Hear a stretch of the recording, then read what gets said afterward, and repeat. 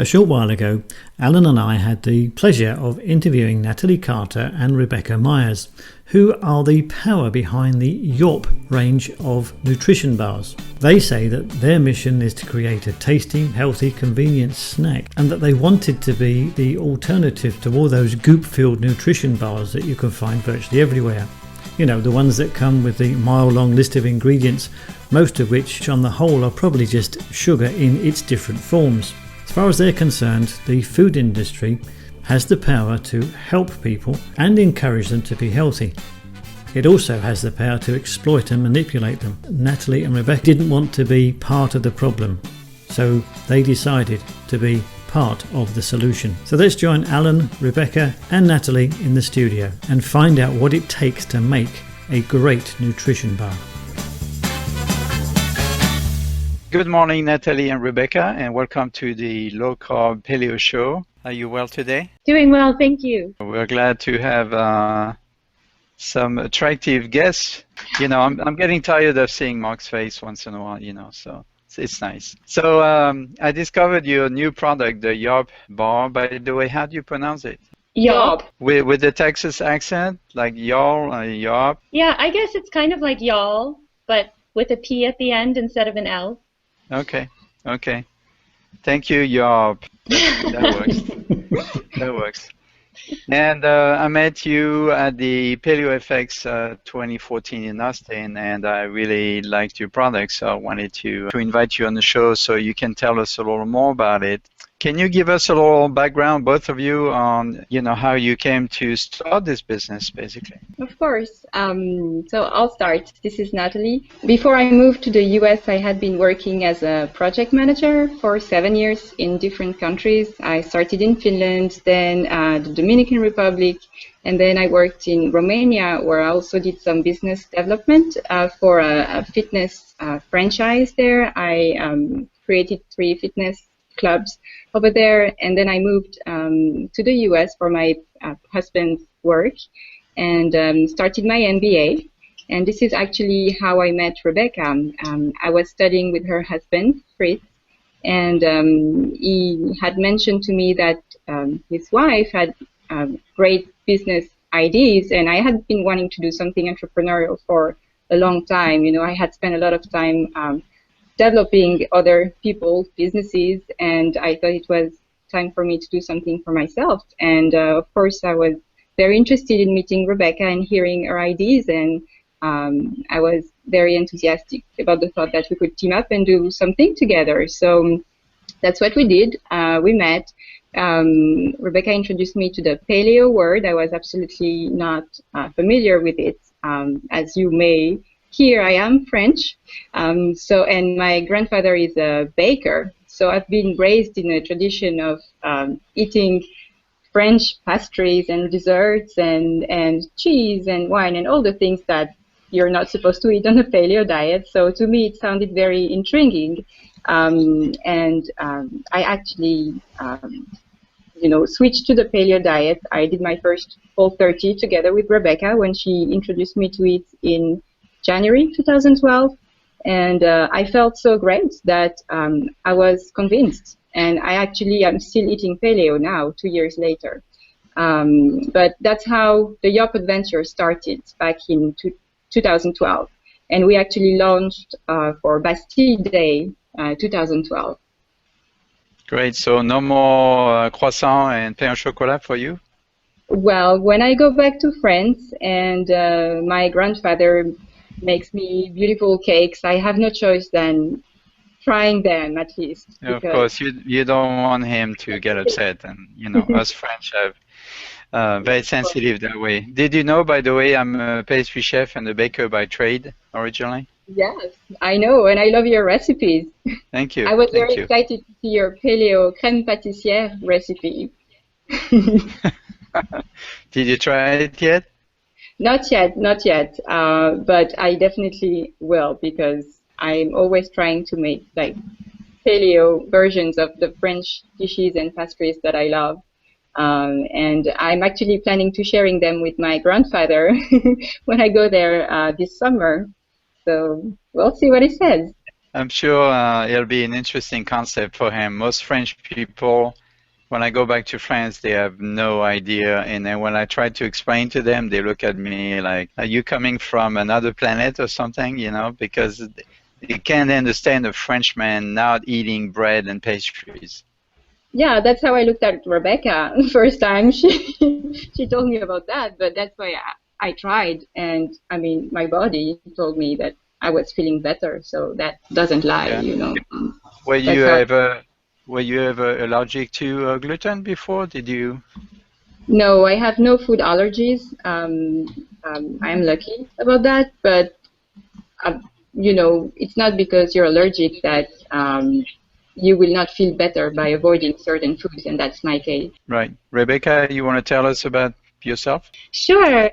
Well, I grew up in New York City, and then my mother moved to LA, and that was a huge culture shock for me, but I loved kind of moving to LA, and I did kickboxing and massage, and there was a lot of health things, and I was very interested in health and wellness when I was a teenager, and I actually did a little bit of personal training, and I got very interested in nutrition.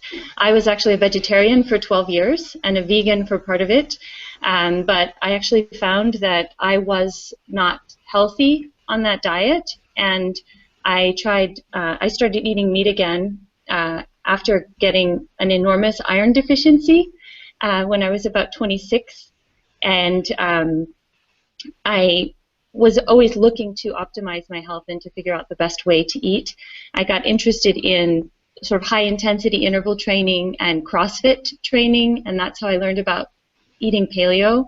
I started eating paleo in 2011, and at the time I was in design school. I was studying landscape architecture and real estate development, and I had done a lot of design work, and the whole process of coming up with solutions to problems was something that I was used to, and I was looking to make a bigger impact, a more immediate impact than going into academia. I was pursuing a PhD in design at the time, and I looked at what I could do as a business person directly to offer something to insert an alternative for people to choose. So I wanted to create something that would help people live the way they wanted to live and to achieve their goals for health and wellness, rather than to create a product that preyed on people's cravings and weaknesses. So that's what I was hoping for with YAWP, was to create a really virtuous product.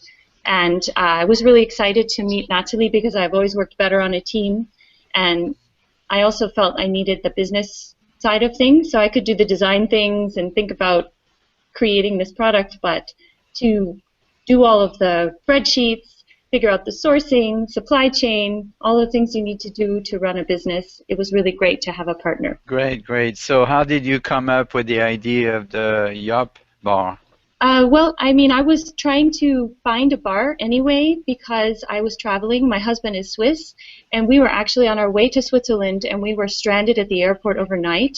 And I had been trying to eat paleo. I had brought my little cooler with my boiled eggs for the plane, and we were there for 24 hours longer, and I got very hungry. And there wasn't really anything in the airport I wanted to eat, and then we were in Switzerland, and it was hard to find like hiking food and things like that that wasn't chocolate and bread and cheese.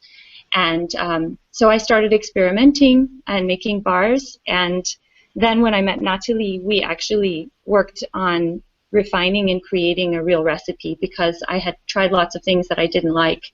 And then we made I think I had made about 150 versions of a bar, and then we worked more and made probably another 100. That's a lot of recipes, right? Some were very tiny, iterative changes. We had to follow a scientific method to really change one element at a time and then refine it. Can you tell us what the ingredients are in YAWP? Yes, of course. So we have a base of nuts and seeds for our 3 flavors. The main ingredients is almonds, so all our ingredients are organic. First of all, almonds, sunflower seeds, sesame seeds, pumpkin seeds, and bind it together with date. So we're really trying to use as little date as possible to bind it all together, make a bar that would be solid but not make it too sweet at the same time. And then the flavoring varies. So we use different spices. In the naked, we use a little bit of cinnamon and Himalayan pink salt. In the cafe mocha, we use coffee, cocoa powder, and as well Himalayan pink salt and vanilla bean. And then in the coconut chai, we add coconut and then chai spices like cardamom, cinnamon, star anise, black pepper, and ginger. Sounds good. Sounds good. Actually, I tasted them and I love them. So personally, as a French chef, of course, taste is very important, but also have to look at the paleo benefits. So how does YAWP compares to other paleo bars? I mean, what are the pros and benefits over some other paleo bars? Well, so one of the bars that's often recommended for paleo dieters in a pinch is the Lara bar. And we actually wanted to create the concept was the inverse of the Lara bar, which is mostly date with a very little amount of nuts. We wanted mostly nuts and seeds for their nutrient density, their healthy fats, their protein, and then minimum date. And so if you look at a Lara bar, it might have 2 or 3 grams of protein, and it's got 24 to something grams of sugar in it. And our bar has 7 grams of protein, only 6 grams of sugar, and it comes in right at 200 calories, which is a good snack portion for a lot of women, and I mean, I've had men come up to me and say, this is great. I eat it, and I was really hungry. I had to get on a panel. I'm a traveling academic, and I landed from the airport. I ate this, and it kept me going for 2.5 hours.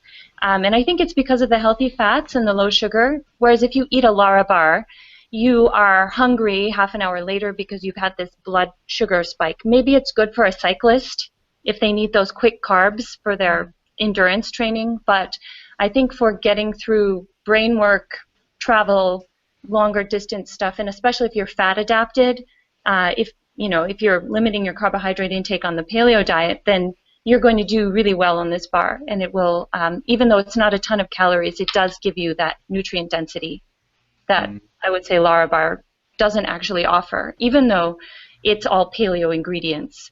Lara bar is also not organic. Sounds good. Do you feel that YAWP bars is appropriate for low-carb listeners? Absolutely. We have about 12 grams of carbs in our bar.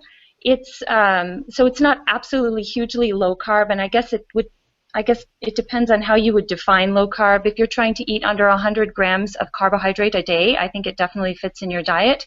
If you're trying to stay under 50 and go into ketosis, I think maybe that would be a little trickier.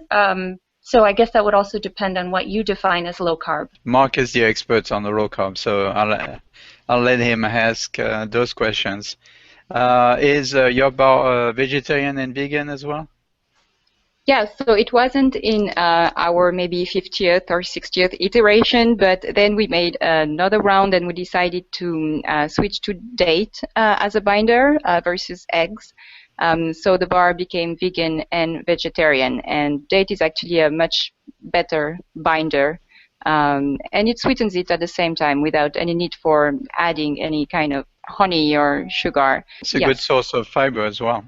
Yes. Something that you said earlier, a virtuous product. What would you say a virtuous product is? Well, it's one that actually helps us pursue what we would define as virtue in our life, I think. When I was looking at this, I was looking at trying to develop new residential real estate multifamily housing designs that would help people with their social capital, help them and encourage them to have physical activity, to stay out of their cars, to walk, to have face-to-face contact with people. And when I looked at the food landscape, because when I was looking at the obesity problem in the US, I was thinking activity definitely, but when I also discovered that about 80% of your body composition results come from your diet and only 20% from your activity, I thought, well, diet is actually a much more high-impact place to insert a lever and try to work on it. And I look at the food landscape, I read about food deserts, I read about the fact that, low-income people don't have access to these healthy foods, but what actually turns out, they even can have grocery stores, but if a McDonald's is there, they go to the McDonald's. And I just looked at that and I thought, there aren't convenient, fast options for this diet. I couldn't find them myself. I was frustrated. I read labels, and there was nothing literally that I could feel comfortable buying and eating. And I felt manipulated